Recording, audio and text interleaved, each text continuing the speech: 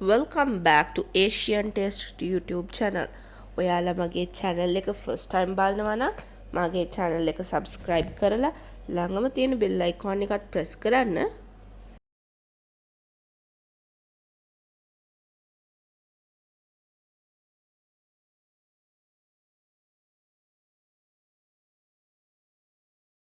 අද අපි හදන්න යන්නේ chicken bread pockets. ඒ සඳහා මම පාම් පෙති 6ක් විතර අරගෙන තියෙනවා. ඉස්සෙල්ලාම පාම් පෙති දෙකක් අරගෙන මේ ආකාරයට වතුර බ්‍රෂ් කරගන්න වටේටම.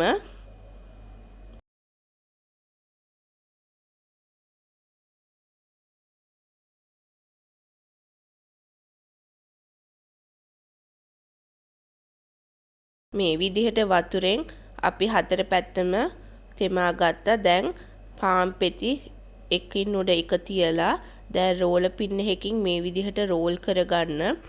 මේ පාම් පෙති දෙකම ඇලෙවෙනකන් හොඳට තදට මේ විදිහට රෝල් කරගන්න.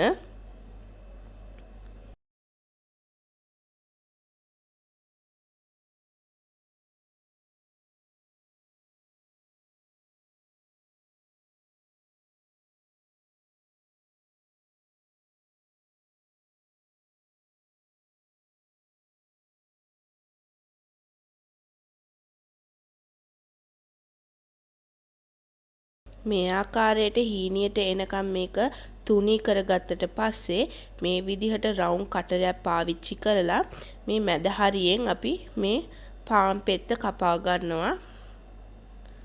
දැන් ඉතුරු කෑල්ල අයින් කරලා මේ මැද හරිය විතරයි අපි පාවිච්චිට ගන්න යන්නේ. දැන් මේ විදිහට හොඳට බලන්න වටේම සීල් වෙලාද කියලා. නැත්තම් මේ විදිහට අතින් තද කරගන්න. මේ විදිහට මම ඉතුරු පාන් ටිකම හදා ගන්න යන්නේ. දැන් මම මේ සඳහා පාන් කුඩු අරන් තියනවා. ඊට පස්සේ බිත්තර දෙකකට කෝප්පෙන් කාලක් වගේ කිරි දාලා හොඳට බිත්තර මිශ්‍රණයක් හදාගෙන තියෙනවා. දැන් මම මේ පාම් පෙති ටික බිත්තර සාරු වල තවර ගන්නවා. ඊට පස්සේ ඉක්මනටම බිත්තර සාරු වලින් අරගෙන පාන් කුඩු වල තවර ගත්තට පස්සේ මේක අර මං එක පැත්තකට කරලා තියා ගන්නවා.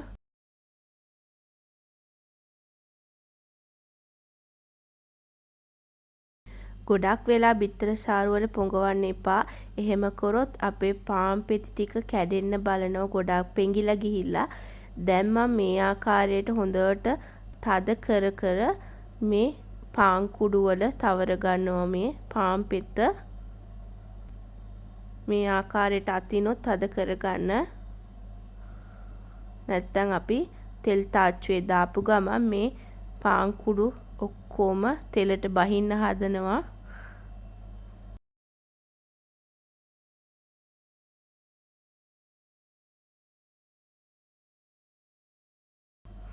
මේ විදිහට ඉතුරු පාන් සේරම මම කරගන්නවා දැන්.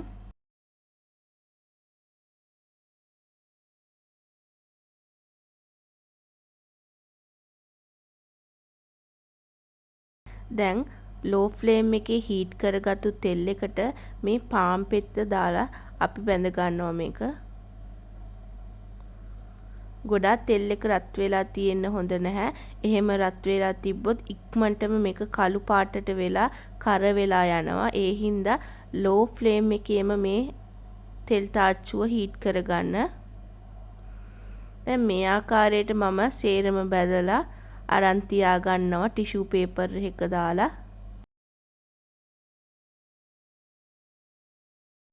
දැන් මේක තෙල් බේරෙන්න තියලා මම ෆිලිං එක හදා ගන්න යන්නේ. ඒ සඳහා මම චොප් කරගත්තු vegetables අරගෙන තියෙනවා. දැන් මේ තමයි vegetables ටික.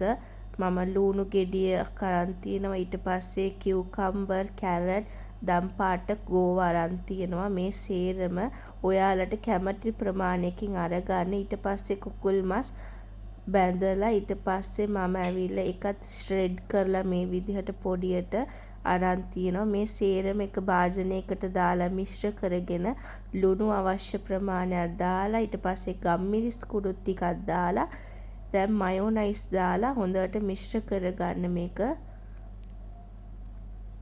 දැන් මම මේ වැදගෙන තියෙන පාන් පෙති ටික අරගෙන මේ ආකාරයට මැදින් කපා ගන්න ඕනේ.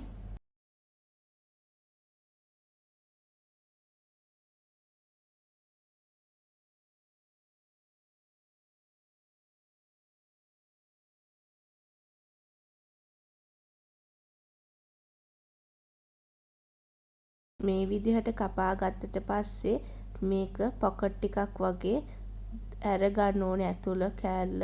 අයි කිව්වොත් අපි ඇවිල්ලා මේක පාන් පෙති දෙකක් තියලා තමයි මේ පොකට්ස් හදාගෙන තියෙන්නේ. ඒ හින්දා මේ විදිහට පොකට් එකක් විදිහට මේක ඕපන් වෙනවා. දැන් අපි මේකට සලාද කොලයක් තියලා දැන් අපි හදාගත්තු ෆිලිං එක මේක ඇතුළට ෆිල් කරගන්න යන්නේ.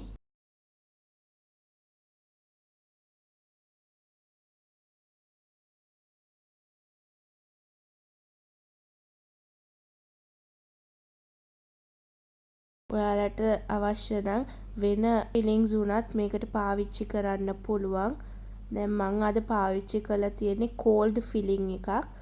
දැන් මේ විදිහට සේරම පොකට්ස් වලට මම මේ ෆිලිං ටික පුරව ගන්නවා.